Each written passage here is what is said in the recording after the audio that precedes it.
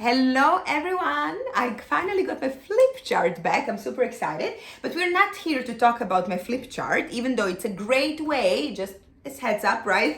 It's a great way for you to really brainstorm, to have different things on a big paper, and to really kind of distance yourself from whatever you need to brainstorm on and really get a bigger picture, get with new ideas. I really love to use it for myself. I love to use it with my clients, and I'm gonna be using it more and more with you now because I finally got it back. All right, so what I want to talk to you today about is a coaching tool that is not something that I invented, right? It's a very well known and very well used coaching tool that is essentially going to help you. It's called Wheel of Life, even though I didn't make it as a wheel, I made it as a list. That is essentially going to help you to get a better overview of different areas of your life, or you can go even more specific. I'm going to show you how, right? And to really understand where you at, and where do you wish to be and how can you get there. All right, so how it works is essentially like this. You list down different areas. Here I used generic life. I put mental health, emotional, physical health, family and relationships, career development, and money. This is the list that I've created here. Again, you can put more or less depending on your needs, your ideas, right? And then we have a column that says now, where you want to put the number, the first number that comes to your mind from 1 to 10, all right, 10 being the best, when you think about each of these areas, right? So when I say mental health, what do you think, where are you at between 1 and 10 in your life at this current moment now, right? You want to put that number down. The same you want to do for each of these areas that I've listed here, okay? And then once you're done with that, you want to quickly check in with you why, right? I forgot to actually, I want to write it down. Oh, okay. I want to write it down here, right? So you want to ask yourself why? Why did I put each of these numbers here, right? So if you put, for example, 6, why? What makes you think it's number 6? So you want to be as specific as possible. You want to kind of make sure you're not vague in any area, because as long as we're confused, you heard me saying this many times, I love to say it, right? As long as you're confused, it's going to be very hard for you to be taking effective action steps, right? So we really want to make sure that you are clear and specific. After you're done with all this column, you want to think about what would make it a 10. All right? So what do you need to do? What do you need to think? What do you need to believe? How do you need to behave in order for it to make it a 10? Now, what I just want to point out here, and that is very important, we tend to put a lot of pressure on ourselves, right? Which means that it is absolutely okay if all of these are not 10 all the time, right? Because as we change, so our priorities change, different things come in our lives, and it can be maybe that not all the time all of this is 10. All right, but we want to make sure, of course, that we're continuously working on improving, and the way we will know that we're continuously working on improving is if we are continuously reflecting. All right, now I have created also a worksheet that I'm going to put in the group for you for this exact example.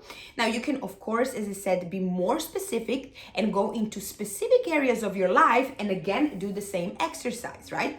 Now I did that on the next page for your career. All right.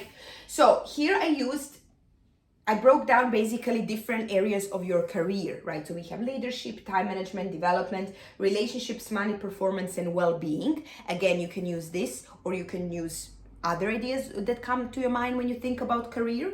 And again, we want to have what is now the rating, why, right? And what would make it a 10.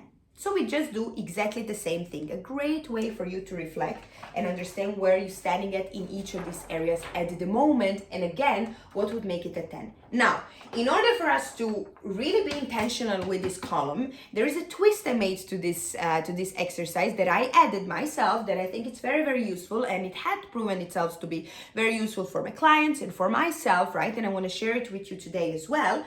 So in order to really nail down this aspect that is essentially your strategy, your planning for the future, I want to invite you to ask yourself a couple of questions. So here we have them, right? How can you get to 10? So first you want to ask yourself, what knowledge do you need, right? So what knowledge would you need to have, or would you need to work on, or would you need to start working on, right? In order for you to get to number 10 in any of those areas. What skills you might need. So maybe what skills do you already have that you need to work on developing more? Or maybe what skills don't you have at all at the moment that you can start working so that you can get to number 10 in any of those areas again of your life, right? What support might you need? Maybe you cannot do it alone, and that's absolutely fine, right? It's just you want to become aware of it. Whom can I ask for help? Is it someone that I already know? Is it somebody in my company, for example? Is it somebody in your family? Is it somebody from your friends, right? Or is it a professional help that you need? Do you need a coach? Do you need a mentor? Who do you need to help you get to your goals in a faster and simpler way, right? Why do you need to do it alone if there is someone who had done it or someone who has tools and knowledge to help you get to where you want to be, all right? And then you want to think about also, this is a very important part as well that oftentimes we forget, and then what happens, we meet these obstacles and we're like, oh no, now what? Right? Of course, we cannot always predict and plan for everything, but we want to be as prepared as we can, right? So again, the question is what obstacles might come my way, right? So what do you think, like when you think about you getting to number 10 in any of those areas, what could potentially stop you?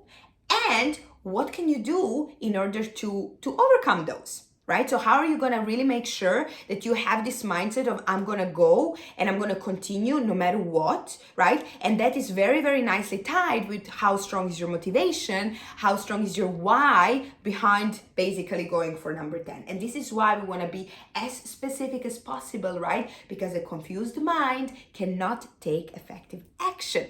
All right?